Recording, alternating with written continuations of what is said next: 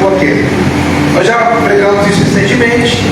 E aqui a palavra do Senhor está dizendo que as nossas transgressões, os nossos pecados, as nossas desobediências é que causam os nossos problemas.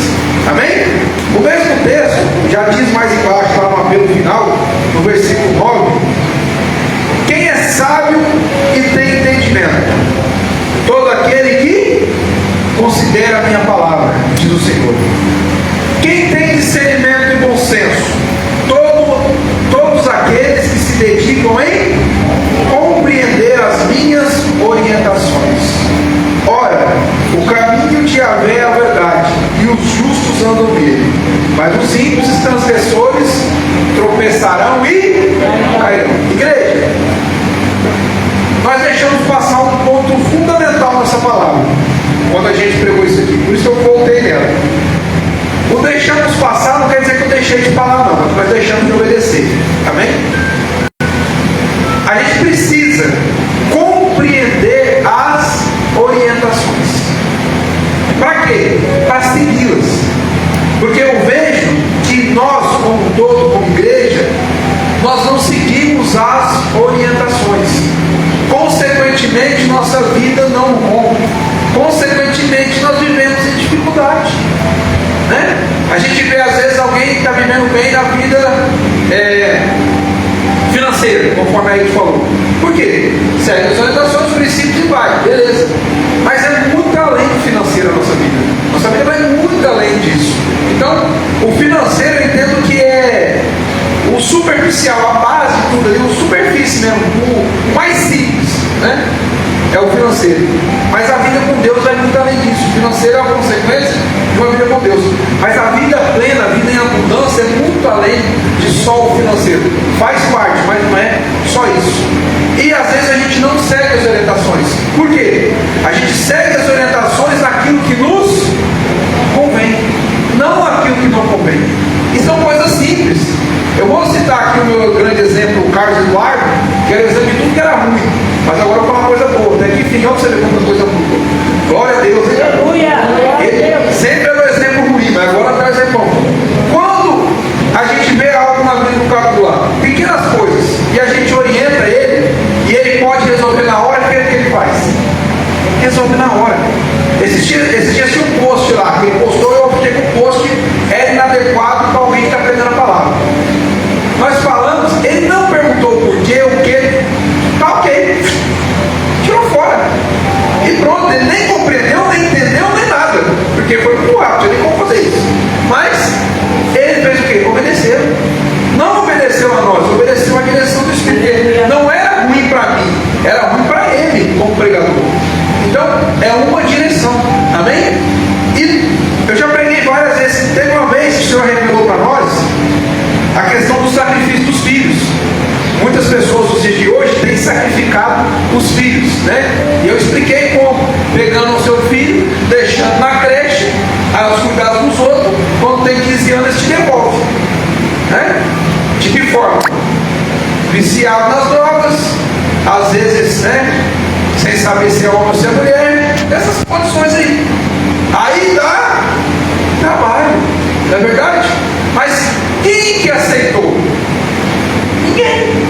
Eu não vi ninguém mudando, né? Eu preguei em várias igrejas, eu não vi ninguém mudando, ninguém aceita. Por quê? Não é conveniente. A gente só aceita o que é conveniente. Se o pastor pregar aqui, gente, vamos prosperar, vai trocar seu carro, amanhã, vai em Franklin, troca seu carro, faz um financiamento. Rapaz, 90% das pessoas vão lá fazer um financiamento e trocar de veículo, porque é do interesse. Agora, quando não é do interesse, a gente não dá a devida atenção. A gente não compreende as orientações. Amém? Outro exemplo que eu vou dar disso está em Zacarias, capítulo 7, versículo 11. Um pouquinho à frente aí, tá, igreja? Zacarias 7, 11.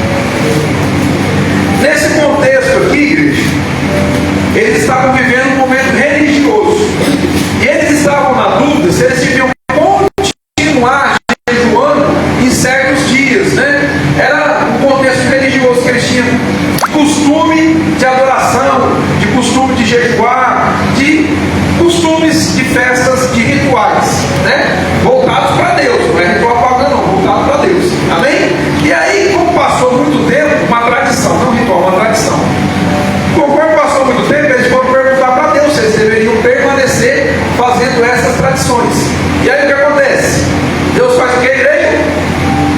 responde. Quando a gente pergunta a Deus, como é que Deus respondeu? Enviando o profeta Zacarias para responder. Amém? Olha só, Zacarias capítulo 7, versículo 8, vem a resposta do que eles estavam perguntando, se deveriam continuar com aquelas tradições. E a palavra do Senhor, a mesma coisa, fala assim: gente, eu devo continuar com meus cultos, né? Culto, igual eu falei esses dias, culto de tudo quanto é coisa, né? Culto dos animais, culto dos pets, culto das cobras, culto dos papagaios, culto de coisa. Será que eu devo continuar dessa forma? Será que eu devo, né? Festa não sei da onde, dedicação não sei do que, aniversário não sei das quantas, é tudo quanto é coisa, gente. Deus me livre. Você já viu um culto aniversário no culto? A primeira coisa de um culto aniversariando, mas tem de tudo hoje em dia, né? E aí foram perguntar o Senhor: será que deve continuar com essas coisas, né? E a resposta foi assim, ó, versículo 8: e a palavra do Senhor veio outra vez a Zacarias nos seguintes termos: assim diz o Senhor Todo-Poderoso, praticai a justiça verdadeira, demonstrai amor misericordioso e compassivo, cada um para com o seu próximo. Não oprimais a viúva e o órfão, e o estrangeiro, e o pobre. Ninguém planeje no seu coração atitudes malignas contra o teu irmão.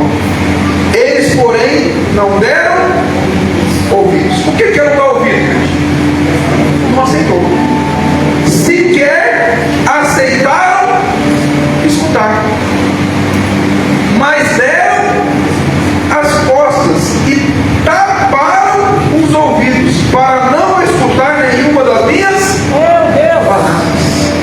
Versículo 12: endureceram o coração e negaram a ouvir a minha lei, as palavras que o Senhor dos Exércitos havia falado pelo seu Espírito por intermédio dos antigos profetas. Ou seja, já havia falado isso várias vezes, mas o povo de coração endurecido não queria ouvir a palavra de Deus, não queria seguir as direções.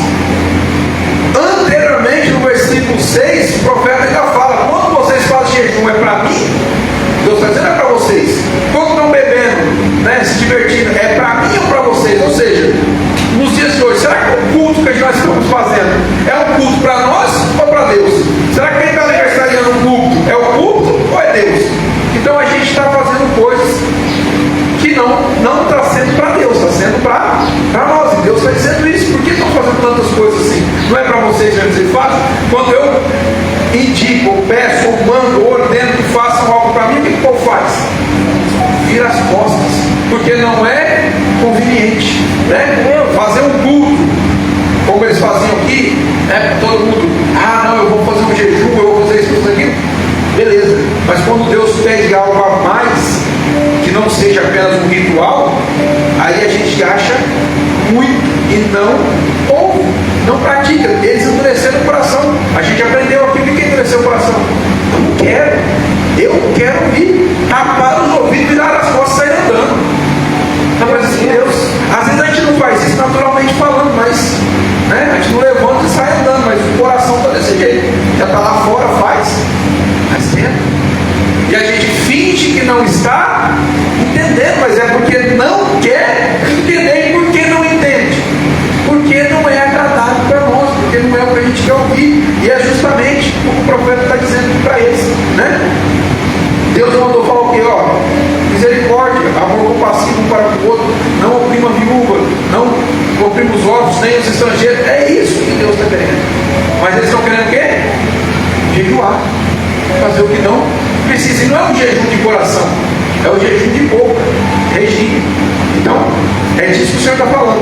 E a gente, igreja, muitas vezes está vivendo dessa forma e nem está percebendo, está atento ao que está sendo falado. Ou seja, negligenciando as orientações. Recebe a orientação, mas não cumpre. Só cumpre o que eu quero.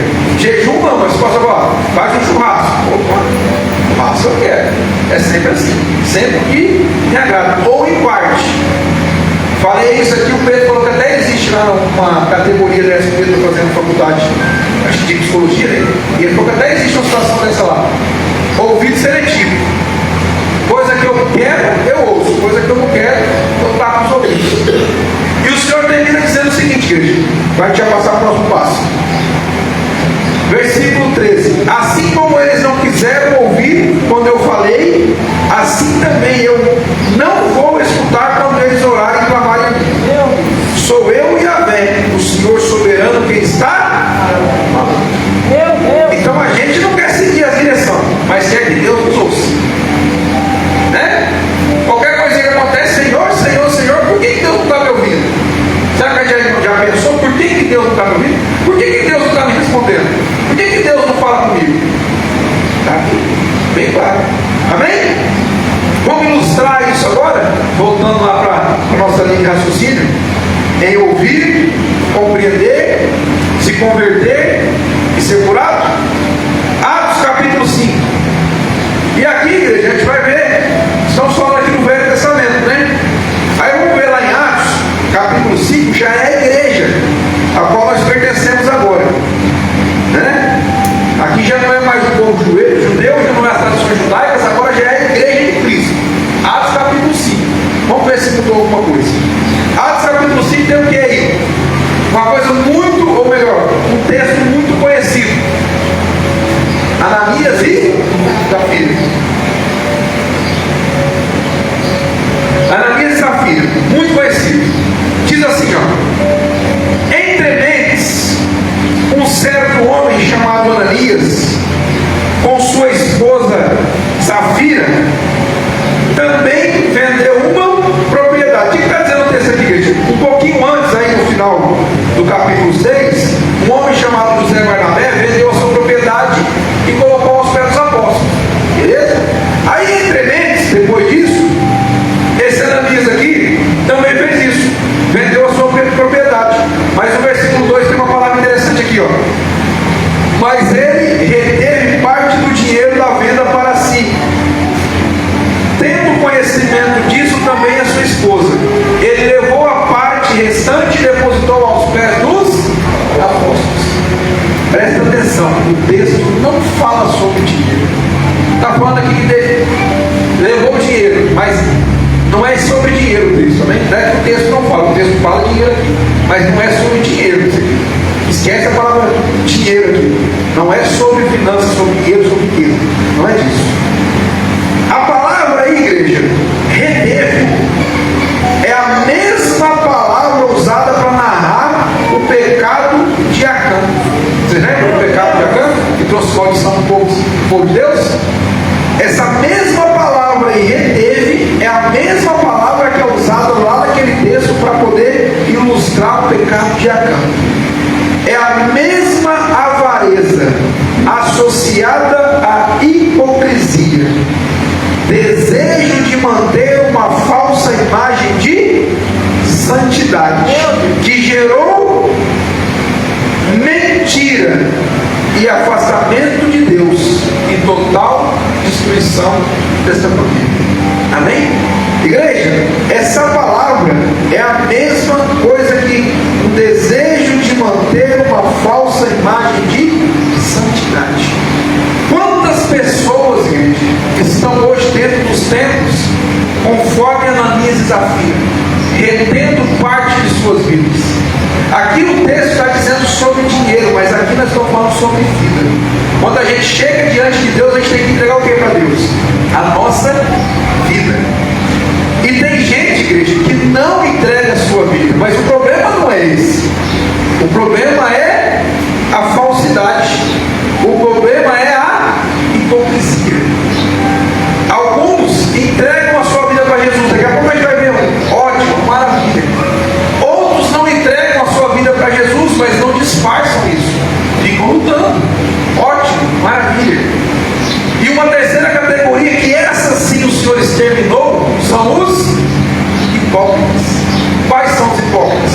Os que fingem ter uma vida de santidade, mas não têm. Fingem obedecer, mas não obedecem. Fingem que estão fazendo, mas não fazem. Falam que fazem, mas no fundo não fazem. Eu já falei isso aqui várias vezes. Às vezes a gente vai pregar, os meninos na Giramon, e alguns são usuários de droga. E o pecado deles é manifesto. Assim, todo mundo está enxergando. Só que outros, eles estão ajoelhados, orando, e estão com pecado igual ou até mesmo com mais gravidade. O pecado não tem livro, né? Mas com mais gravidade. Por quê? Porque dizem que sabem, e por dizer que sabem, são duplamente culpados. Amém? Porque quando a pessoa está sem saber o que está fazendo, é uma coisa. Mas quando ela diz que sabe, aí isso é meio que ela vai ser cobrada sobre isso. E quantos estão dessa forma? Eu estou de joelhos. Está de joelhos, mas não está obedecendo. Meu Deus. E a obediência não é de joelhos, a obediência é de pé, com a vida. Então, estar ou não estar de joelhos não é sinônimo de obediência. Você não obedece de joelhos, você obedece em pé, você obedece praticando, você obedece com a sua vida. Mas às vezes a gente quer demonstrar uma falsa religiosidade. Vocês lembram do publicano? Ou é o fariseu? Não, o fariseu estava orando e disse assim: eu não sou como esse aí, né? Eu oro 3 vezes ao dia, eu dizigo, eu faço isso, eu faço aquilo outro. Ou seja, estava vivendo uma falsa religiosidade, enquanto o outro estava lá clamando de joelhos perdão para Deus, porque estava reconhecendo o pecado. Já o outro fariseu de pé estava achando que estava bom demais. E muitas vezes a gente está bom demais. E eu tenho percebido isso. Eu tenho notado, e Deus me dá o discernimento, não para constranger ninguém, mas para que haja mudança de vida. Amém? A palavra não é apenas um constrangimento moral de passar vergonha, não é isso. A palavra quer que a gente se constranja e mude. Porque se a gente não mudar a igreja, vai viver como Ananias desafia dentro da igreja, você acha que vai? Não vai. Está aqui, ó. Olha, vamos continuar o texto. Versículo 3. Indagou-lhe Pedro. O que é indagar? Perguntar. Perguntou Pedro: Ananias, por que permitiste que Satanás enchesse o teu coração, induzindo-te a mentir ao Espírito Santo, para que ficasse com parte do valor do terreno? Mantendo contigo, porventura não continuará sendo seu? O que ele está dizendo? Quem que mandou você lá vender terreno para trazer aqui? Quem mandou? Se você quisesse ficar com ele, por que você não ficou? Já não era seu? Meu Deus. E vendido, todo o dinheiro não estava em seu poder, ou seja, se você tivesse vendido e ficasse com o dinheiro, era teu. Não tinha problema nenhum. Qual que é o problema disso? Problema nenhum. Continua e diz assim, ó: como pudeste permitir que tais ideias dominassem a tua vontade? Não foi a homens que mentiste, mas contra Deus. Meu Deus.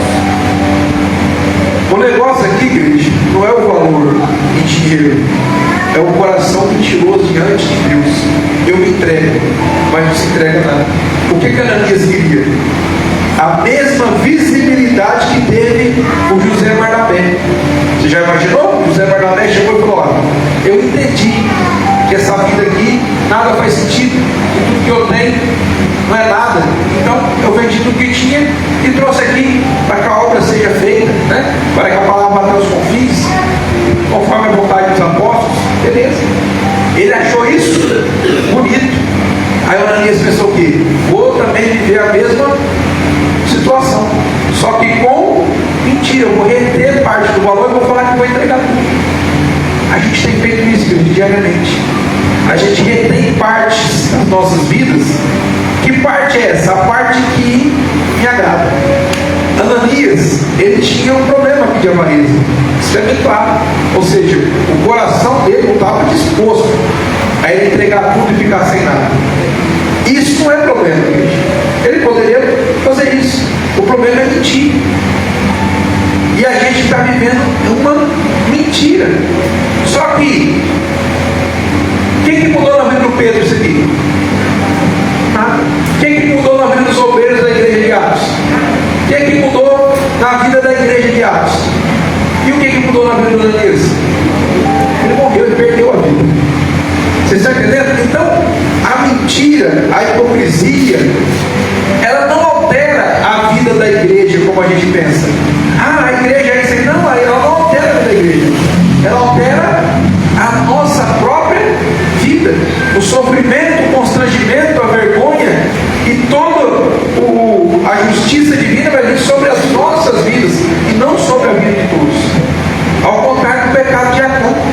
já foi para todos. Aqui não.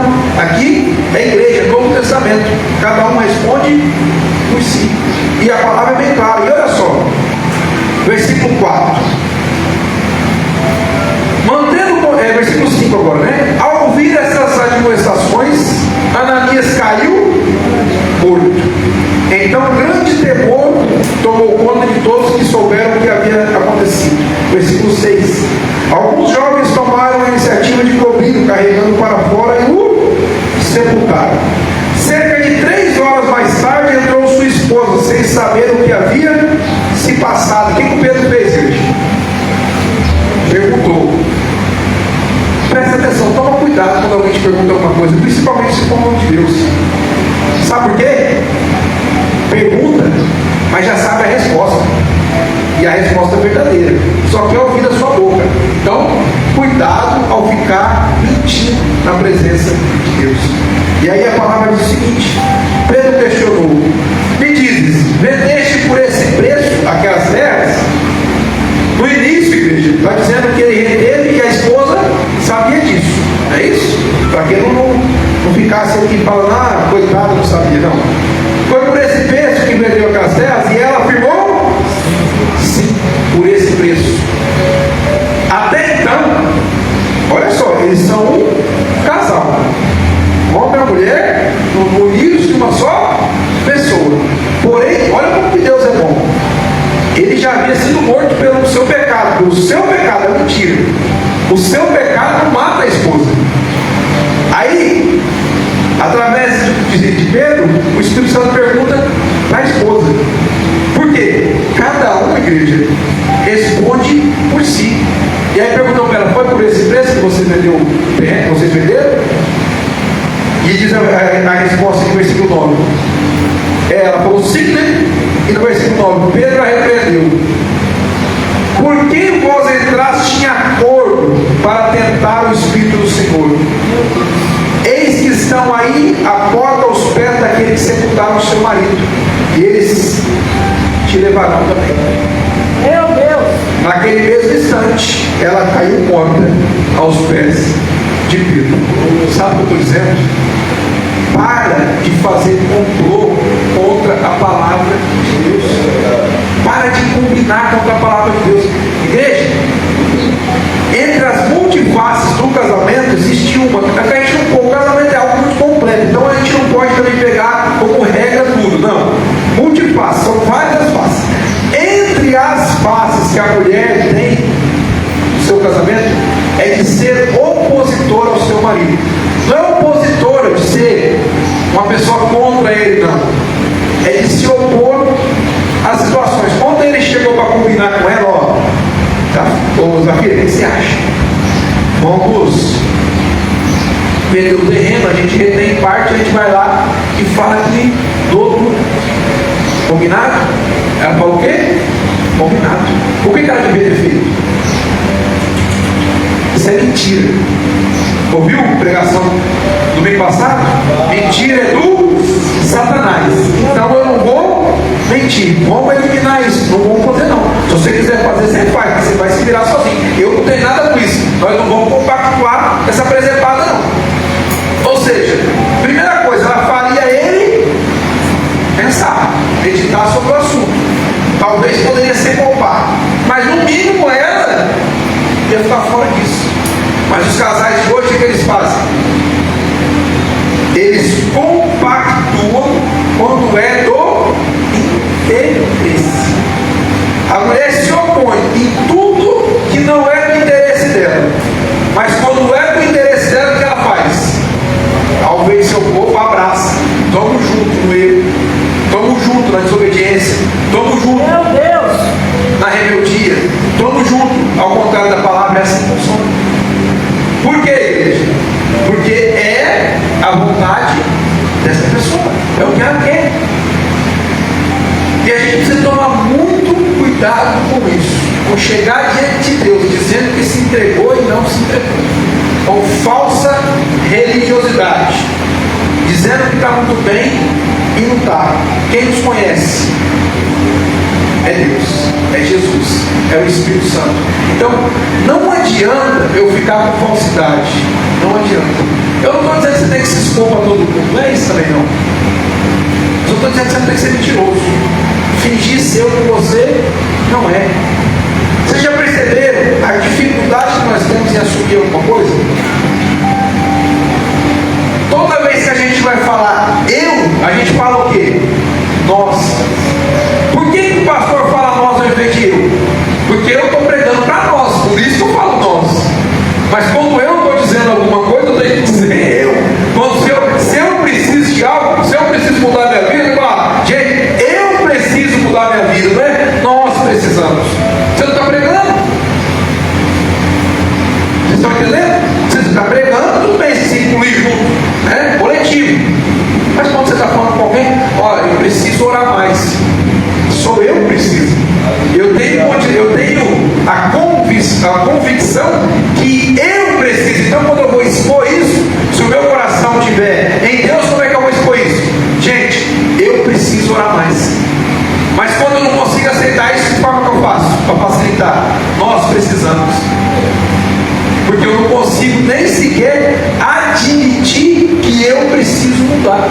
Eu não consigo admitir que eu preciso renovar. Eu não consigo admitir que eu preciso de algo novo na minha vida. Então eu uso sempre a palavra nós.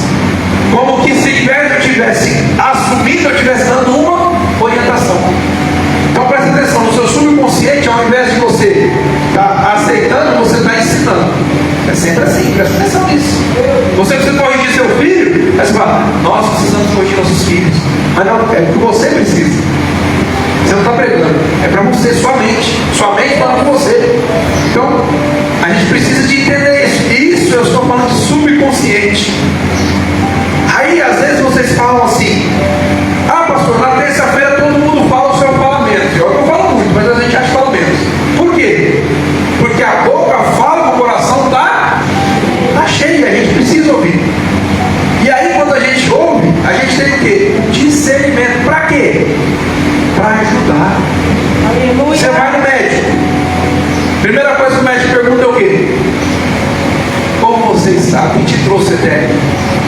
Aí você vai falar para ele, eu estou com febre.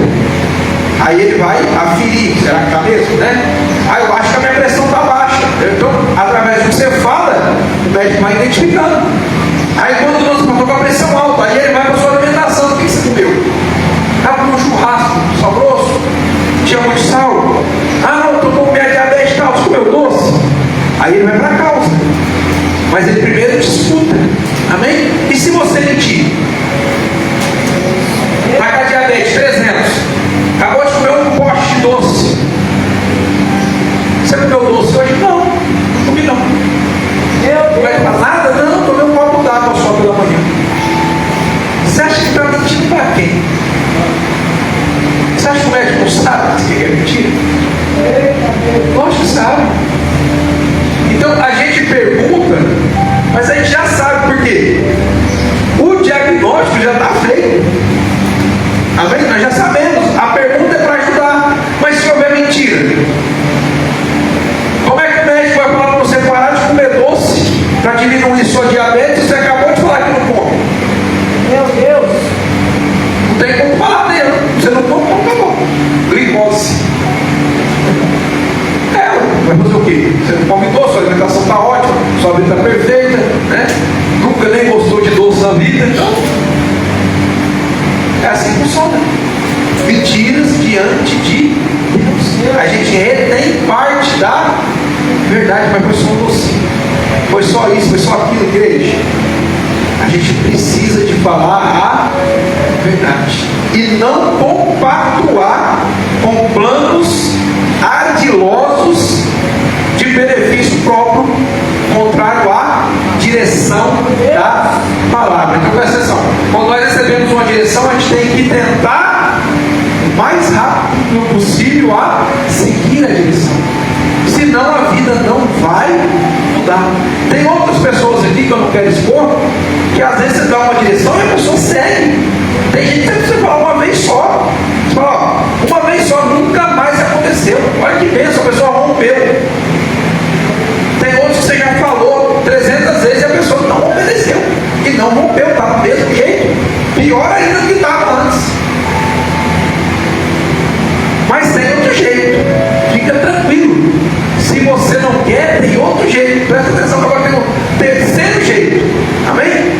Deus, Ele é bondoso, misericordioso e rico em graça. Então, se você não quer, chegou a solução para você.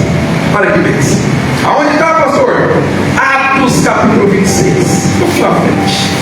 Olha que bênção. Você que é teimoso, você que é um touro indomável, selvagem. Olha que bênção. Está aqui em Atos 26 a solução da sua vida. Meu Deus.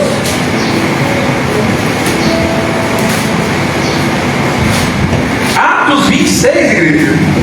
O apóstolo Paulo chega em Roma depois daquelas viagens. Lembra? A gente viu essa história, foi legal, né? E a gente viu, ele passou lá em Malta e tal, ficar tempestade, aquela coisa errada. E ele conseguiu chegar lá. E ele chegou à presença do rei Agripa. Amém? Que era onde ele queria chegar para se defender. Você lembra? Ele tinha uma confusão lá para pregar o evangelho. Aí eles queriam liberar ele. Ele falou assim: não, agora vocês bateram no cidadão romano. Vai ficar assim não. E ele foi levando a situação até chegar lá. Eles queriam liberar ele. Ele falou: não, Paulo, fica quietinho. A gente libera, tudo certo. Perdão nada, vocês bateram no cidadão romano. Agora eu vou para frente. E ele chegou diante do rei. E aí, igreja, quando ele chega diante do rei, mais de tempo de pregar isso aqui. Quando ele chega diante do rei, ele vai explicar como é que foi a conversão da vida dele. Ele vai explicar como ele conheceu Jesus. E você vai ver que quando a pessoa tem muito entendimento da letra, é difícil se converter. É difícil, porque, por exemplo, eu tenho uma direção hoje, sim ou não? Qual foi a direção? Assistam o filme, né? Poucos estiveram aqui, falta de tempo, não tem problema. O que eu vou fazer? Vou colocar um link lá no Sem Feios. Para quê? Para que a gente possa ver. Por quê? Tudo que está no filme é o que a gente está pregando aqui. Só que se a gente olhar com olhos, não, o que esse pastor está falando desse filme aí, o que tem a ver com esse outro? Não vai ver nada. Mas se você assistir 10 vezes, você vai ver 10 coisas totalmente diferentes cada vez que você assistir, porque o filme ele é muito interessante. E ele tem tudo a ver com isso aqui, com o coração, com a mente. É perfeito, você consegue entender assim de uma forma bem clara tudo isso que a gente está falando. É como se fosse uma ilustração. Aí a gente não fala assim, eu preciso desenhar. Aí nessa aqui foi mais fácil. Eu preciso fazer um filme. É um filme, foi bem fácil. E aqui a gente vai entender que a mente, o filme vai entender que a mente tenta dominar. E às vezes ela consegue, porque a mente é o quê? A parte racional. Por que eu conheci Jesus? De que forma eu conheci? Mas daqui a pouco a própria mente já é o quê? A dúvida, o medo. Então, né? A conversão tem que ser de que forma? Coração. Que a mente engana, beleza? Então, o Paulo aqui, a mente dele era fantástica, estudioso, conhecia. Ele vai falar isso tudo aqui, vou adiantar, não vou dar um spoiler, não, dá uma olhada aqui.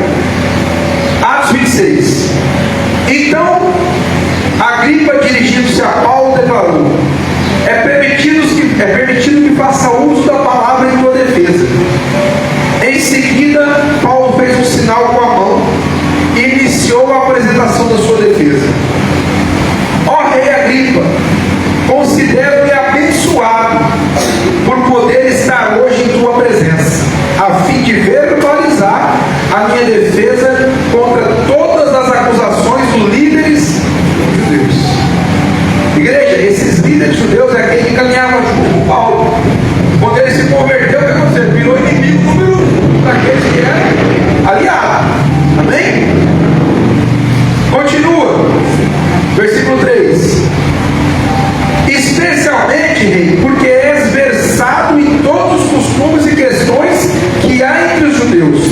Por esse motivo, rogo-te que me ouça com paciência. O que ele está dizendo com ele? Eu sei que você conhece todos os nossos usos e costumes. Você conhece o judaísmo. Você conhece tudo isso aqui. Só que eu vou precisar que você me ouça com... Por quê, igreja? Porque ele vai falar detalhadamente o que aconteceu. E se a gente não tiver paciência de ouvir, a gente não compreende. Amém? É isso que ele está dizendo. Tenha paciência. É por isso que às vezes a palavra demora muito. 30 minutos, senão eu não. A gente precisa ter paciência. Eu só suporto 30 minutos, 15 minutos, ótimo. Tenha paciência. Senão não vai aprender. E aí, olha só o que ele diz. Versículo 4.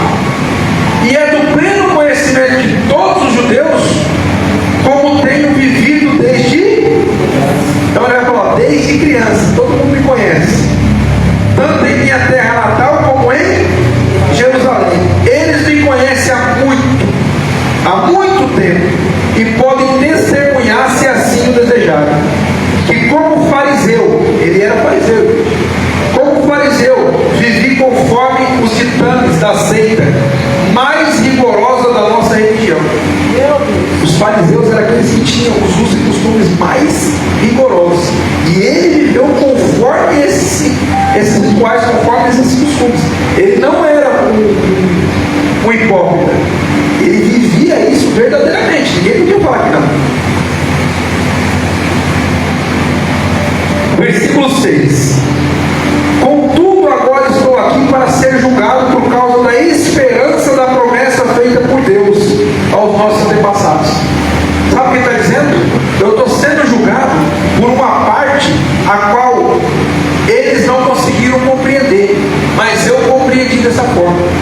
Eles entendiam tudo da lei, entendiam tudo das tradições, mas eles não compreenderam a palavra. E ele está dizendo, eu estou sendo julgado por uma coisa que eu compreendi. Versículo 7. Esta é a promessa que as nossas 12 tribos esperavam que se cumprira, cultuando a Deus com todo o fervor, dia e noite sem parar.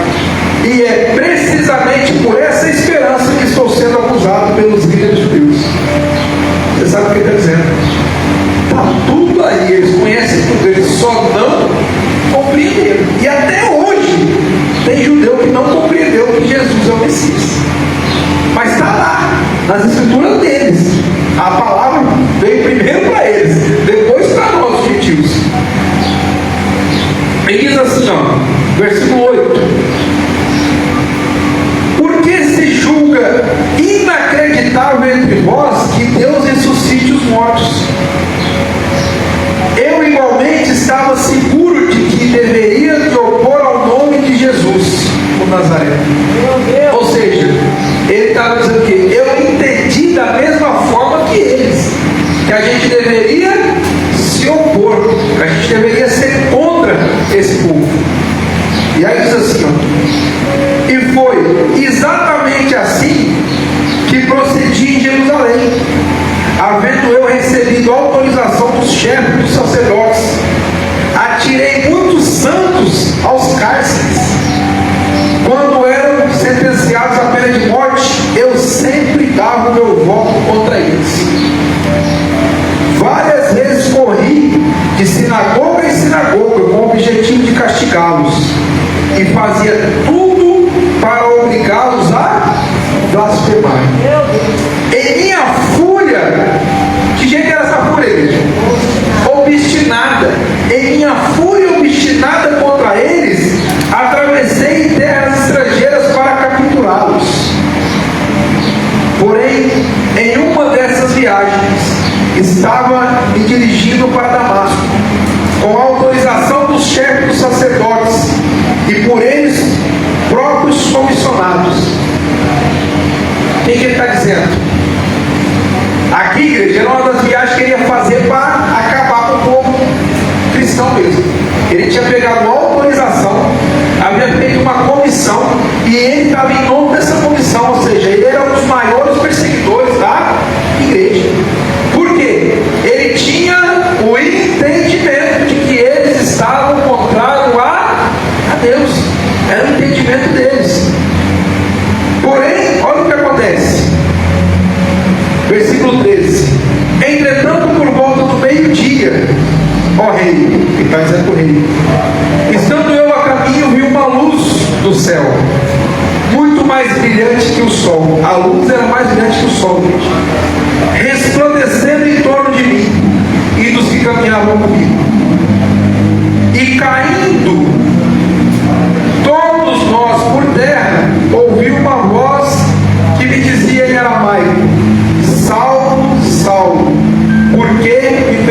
persegues? Igreja, Saulo, Saulo, por que me persegues? Você sabe o que quer dizer a palavra ou o nome Saulo? O que quer dizer, pastor?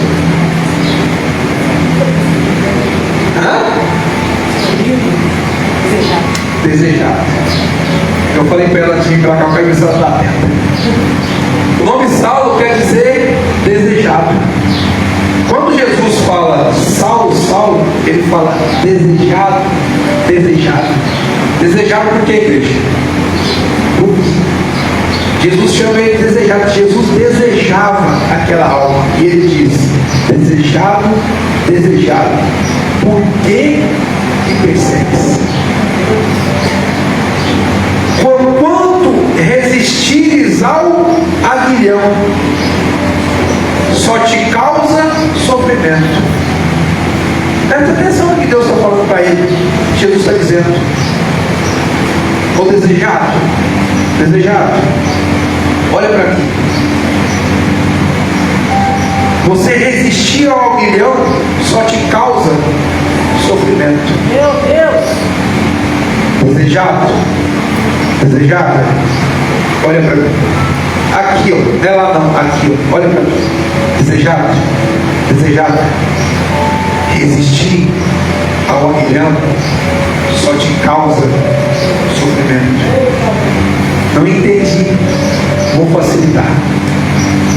Aguilhão era uma espécie de ferrão, mas uma ferramenta com mais agressividade do que um ferrão de boi, que não conhece aquele concurso. Era uma ferramenta parecida com essa, mas que machucava mais. E ela servia para quê? Para direcionar os bois selvagens para onde eles deveriam ir. Porque o selvagem vai para onde quer, mas o aguilhão é usado então para reter, para manter ele no caminho. Então Deus, às vezes, tem usado aguilhões em nossas vidas. Meu Deus! E o aguilhão não é para nos ferir e nos machucar, é para nos direcionar para o caminho. Sabe por quê, igreja? Porque nós somos desejados do Glória a Deus! E presta atenção, eu vou voltar para cá já para falar isso aqui, mas só para você entender. Após esse acontecimento, a gente sabe o que acontece, sabe? Um outro homem chamado Ananias é convocado para ir até onde Paulo estava depois de sério. O que ele falou? Vou não, esse cara tem uma forma terrível de perseguir os cristãos.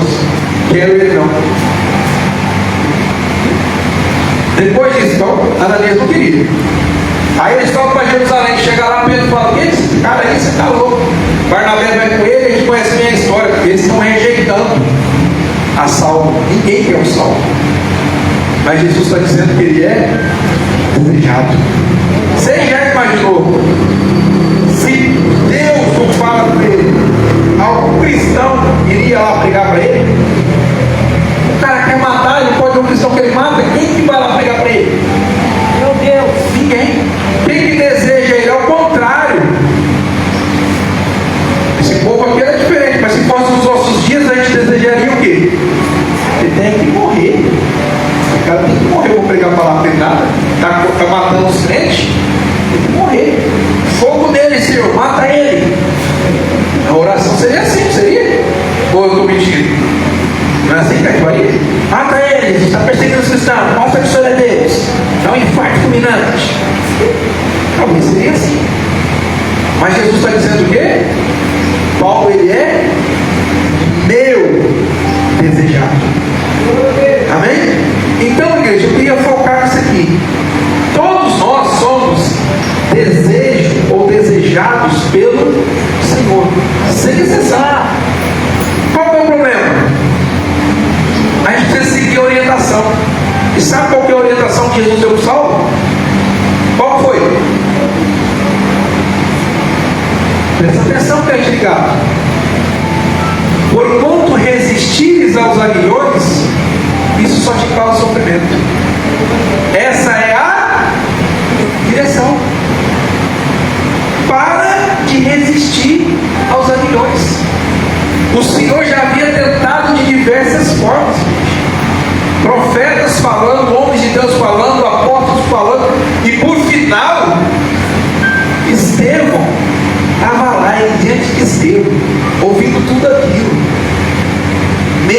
assim, não teve jeito.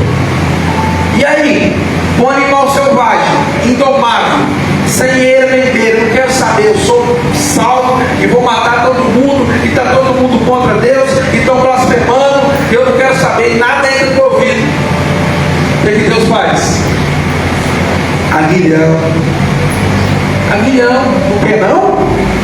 Aguilhão, você acha que Deus vai deixar você fugir? Deus vai deixar você sair para alguém fazer o que você quer? Meu Deus. Os desejados não. Tem um povo, igreja, infelizmente, que ele foi escolhido com açoite. Tem isso aqui na Bíblia? Tem? Alguns foram feitos para ser açoitados. Alguns vão se perder. Mas Deus, Ele nos escolheu. Por isso a gente está aqui. Glória a Deus. Por isso a gente está ouvindo. Então, se você está aqui essa manhã, é porque você é um desejado do Aleluia. Senhor. Porque nós mesmos, por nós, ninguém procura Deus. Mas o Espírito nos auxilia, e aí a gente procura, né?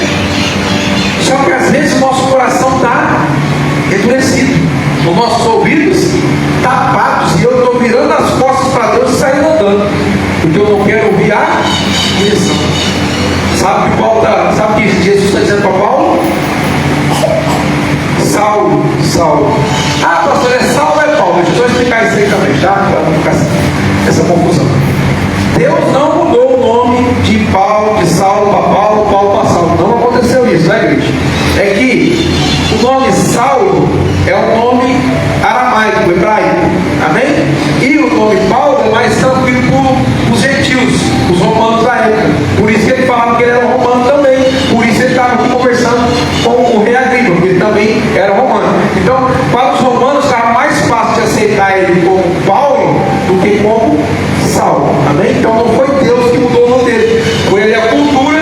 Algumas pessoas tinham dois nomes aqui. Bom, teve uns que Jesus mudou o nome, mas no caso de Saulo aqui foi a cultura. Amém?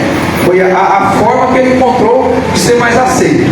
Amém? Então, baseado nisso, igreja, às vezes a gente vai ter que aceitar o conselho do Senhor, ou viver debaixo de aguilhão.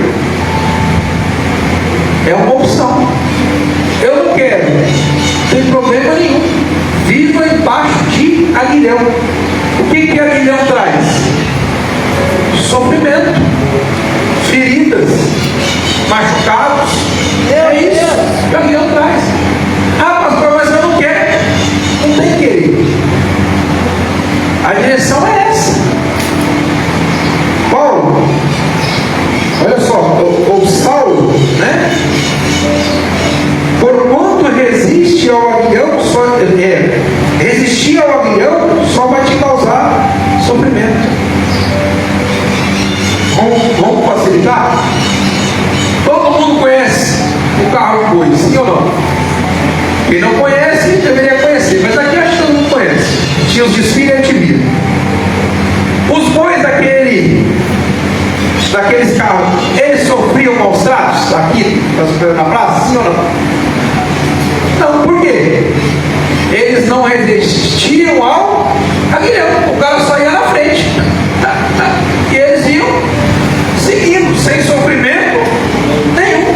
Se um fosse uma desviadinha, tu tocava a cavalo, né? O bicho seguia de novo.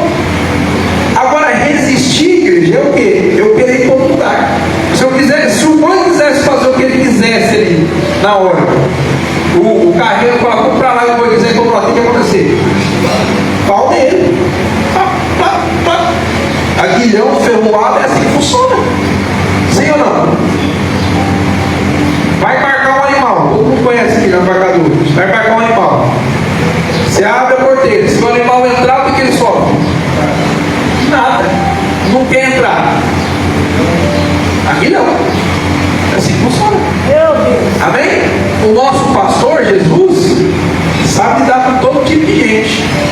Com ovelha, com bois, com animais selvagens. Cada um é de uma forma. Amém?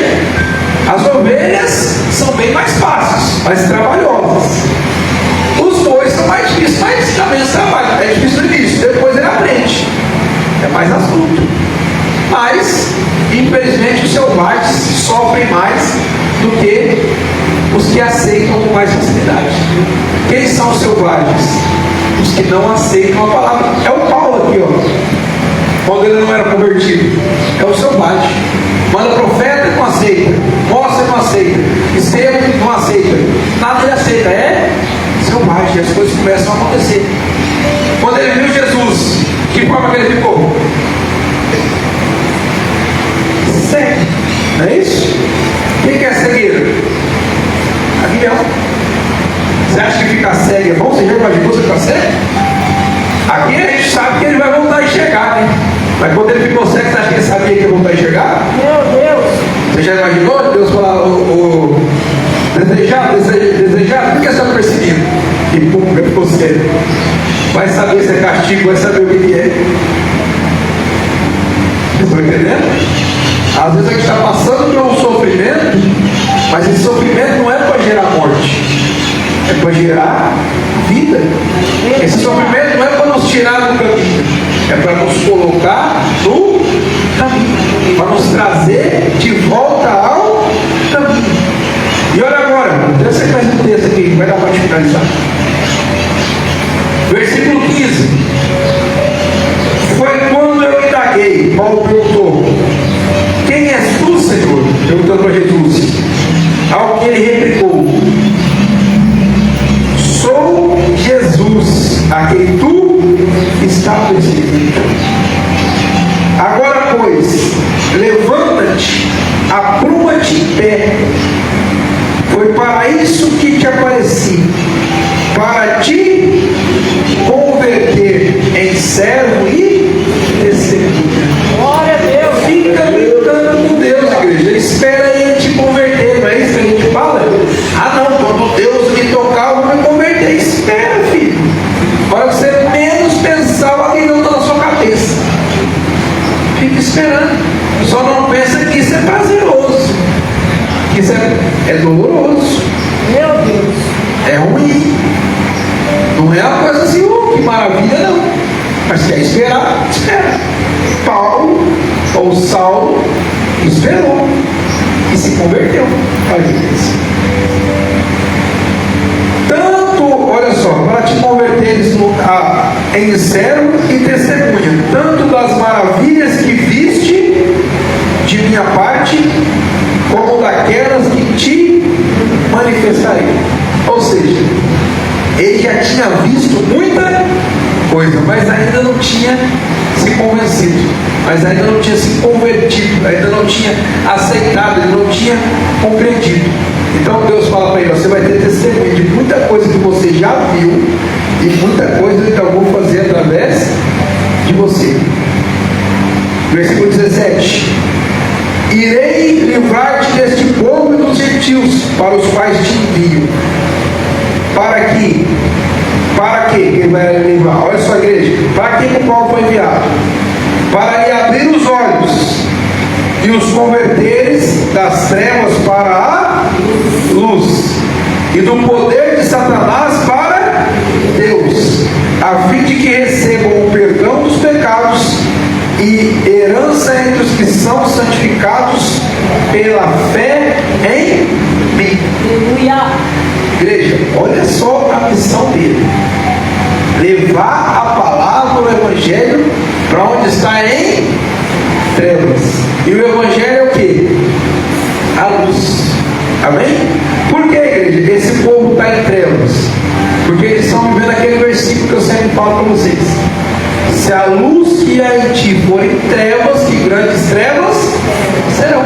Porque eles estavam vivendo em trevas, mas a cabeça deles achava que estava na luz. É assim que a gente fica chateado ou preocupado das pessoas estarem vivendo. Por quê? Saulo, igreja, ele era desejado. Deus foi atrás dele. Mas talvez se não tivesse tido algo tão contundente, ele não teria se convertido. Porque a convicção dele era que ele estava fazendo a coisa certa, perseguindo os cristãos. Talvez a gente tenha no nosso coração, talvez, que fazer a coisa certa é aguilhão. O que é o aguilhão que nos norteia nos dias de hoje? O que nos mantém para mim? A palavra. A palavra. É por isso que às vezes machuca. É por isso que às vezes contraria. E a palavra machuca mais do que um aguilhão prontamente. Né? Meu Deus. Às vezes a gente estaria melhor se tivesse um aguilhão literal nos cutucando para o lugar. Seria mais fácil. Mas a palavra nos confronta. A palavra às vezes machuca. Mas a palavra liberta. A palavra renova. Aleluia. A palavra cura. A palavra salva. Glória a Deus. Então, o problema não é o aguilhão. O problema é resistir ao aguilhão. Estão entendendo o que eu estou dizendo? O problema não é a palavra. O problema é resistir à palavra. Resistir à palavra causa dano. Resistir à palavra causa sofrimento. Resistir à palavra causa machucados. Meu Deus. Resistir à palavra causa situações ruins. Amém? E o resistir à palavra é resistir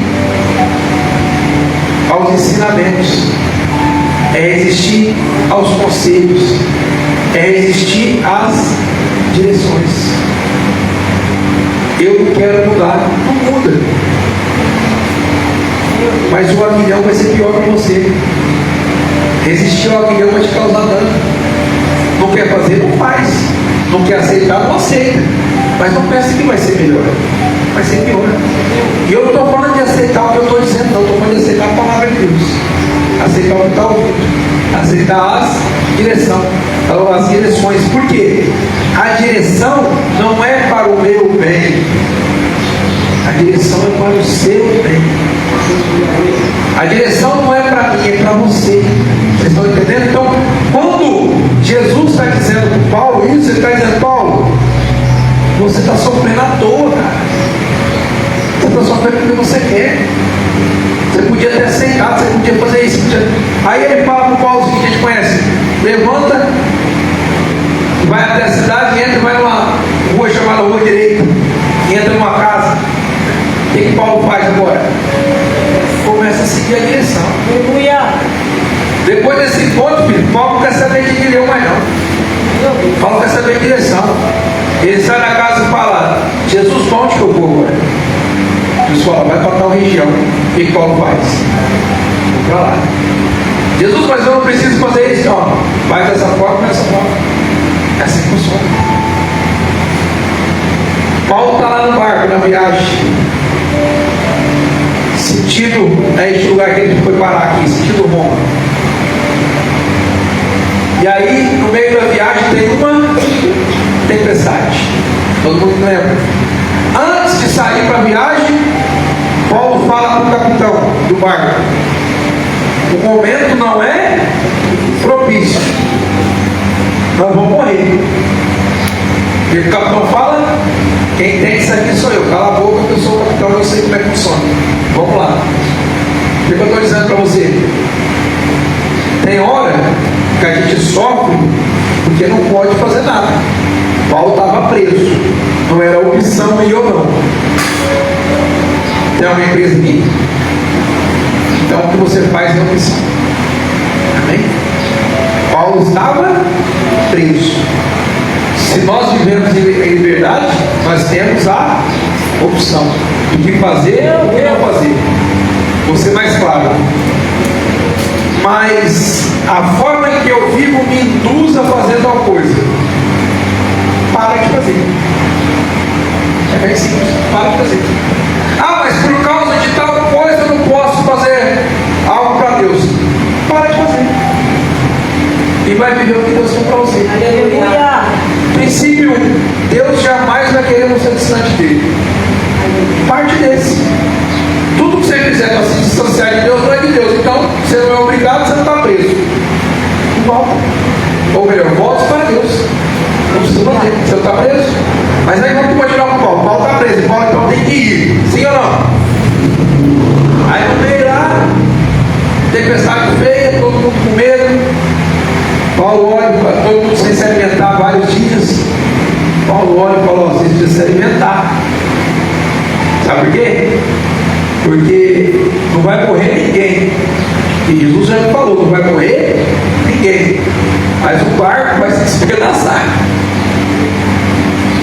Aí, igreja, você já imaginou o que é seu isso? Está no meio da tempestade, não vai morrer ninguém, o barco vai despedaçar, vai se salvar como? Sabe como? Pela fé. Aleluia. É só isso, é a fé.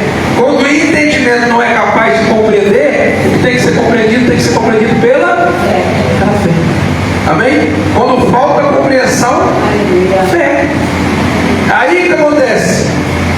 Pode ficar tranquilo, não vai morrer ninguém. Paulo descansa no Senhor em meio à tempestade e com a previsão de que o barco vai se arrebentar. Aí ele usa de sabedoria, né? Falou: ó, quem souber nadar, vai nadando. Quem não souber, se agarra aos destroços do navio que Deus vai salvar. Mas não vai morrer ninguém. Aí, igreja, a gente escolhe. Pode se salvar esperando no porto e não sair com a tempestade, ou pode se salvar em meio à tempestade segurando os destroços do navio. Só que, sabe o que representa os destroços do navio? PT. O que é PT, Carlos Eduardo? Perda total. Vocês pensam que era partido político, né? Não, mas é perda total. Ou seja, suprimentos caiu no mar, não tem mais. Roupas caiu no mar, não tem mais. Riquezas, já era. Meu Deus. Só o que sobrou: um pedaço de barco quebrado para você se salvar. Só vai restar a sua vida, mas é uma escolha. Amém? E quanto mais a gente luta contra, pior fica. Por isso que o Senhor está dizendo para o Saulo: resistir ao aguilhão só te causa sofrimento. Estão entendendo? Resistir à direção só te causa sofrimento. Vai querer sofrer a vida inteira? Ou vai começar a viver o melhor de Deus para a sua vida? Vai continuar sofrendo? Ou vai querer viver bem? E o que é viver bem? É viver o que Paulo vivia. Viver a vontade de Deus. Aleluia. Eu gostaria de seguir o texto aqui, mas vai faltar tempo, não vai dar para a gente seguir. A gente vai encerrar aqui. Talvez a gente continue isso em uma outra oportunidade. Continue essa compreensão, esse entendimento. Mas o que eu gostaria que você ficasse com isso no seu coração hoje é: resistir ao aguilhão só te causa sofrimento. Amém? O que é o aguilhão? A palavra, as direções. Oséias: o seu sofrimento é causado por você mesmo. Quem que é o sábio? Quem que tem bom senso? Quem ouve as direções, as orientações e obedece. Amém? O povo, o profeta Zacarias vai falar: o que eles faziam? Ouviam, tampavam os ouvidos, viravam as costas e saíam andando. O que acontece? Sofrimento. Amém? O povo do Senhor, o povo judeu, e sempre foi o povo desejado. Mas esse povo queria o quê? Andar conforme a sua vontade. O Senhor estava sempre, e está até hoje, com o aguilhão na mão, trazendo esse povo no caminho. Meu Deus. Esse povo é o povo que mais sofre até hoje. Sofreu perseguições, sofreu com o holocausto, sofreu até hoje. O povo só vive em guerra. O dia mais tranquilo é quando o domo de ferro lá, que é o sistema de segurança de Israel, retém os vícios lá. 300 num dia é um dia de tranquilo, de paz. Igual o Felipe, que era o Felipe. Não está aqui hoje, está trabalhando, né?